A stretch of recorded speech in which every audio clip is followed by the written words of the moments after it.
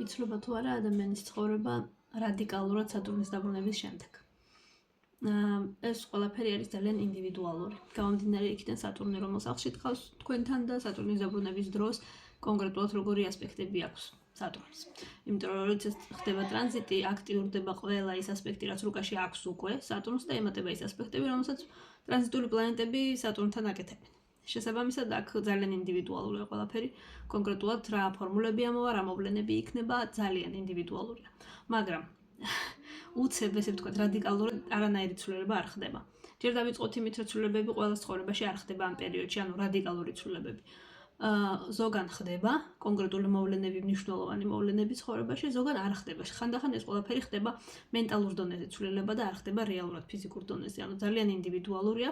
შესაძლოა ეს იყოს რაღაც კონკრეტული ისეთი მოვლენა, რომელიც ადამიანმა მაშინ ვერ აღიქვას, რომ არის მნიშვნელოვანი, მაგრამ შემდეგ წლების განმავლობაში, ესე ვთქვათ, დაფიქრდეს და მიხვდეს, რომ რეალურად გარდამტეხი მომენტი იყო იმ დროს. შეიძლება ეს ყველაფერი იყოს ძალიან ისეთი ფსიქოლოგიურ დონეზე ხდებოდეს ცვლილებები, შესაძლოა ხდებოდეს ცვლილებები ფიზიკურ დონეზე, რომ რეალურად ხდებოდეს კონკრეტული მნიშვნელოვანი მოვლენა ადამიანის ცხოვრებაში.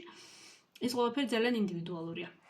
პლუს ამას არ ხდება ცვლილება სწრაფად, იქიდან გამომდინარე, რომ სატურნი თვითონ ნელი პლანეტა არის. ანუ სატურნი თითო გრადუსში 1 გრადუსს გადის საშუალოდ 1 თვის განმავლობაში. ანუ გააჩნია იქ, რა თქმა უნდა, სისწრაფის დონესაც ტრანზიტის დროს რამდენად სწრაფი არის სატურნი.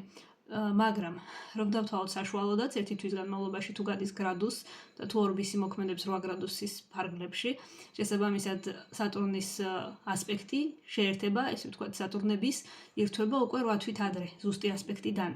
ზუსტ ასპექტამდე 8 თვით ადრე უკვე ორბისის ფარგლებშია სატურნი, ანუ შეერთება ხდება 8 თვის შემდეგ ზუსტი ასპექტი იქნება და შემდეგ 8 თვე კიდევ ექნება ამ ასპექტს, ესე ვთქვათ, უკვე სეპარაციული ასპექტი იქნება.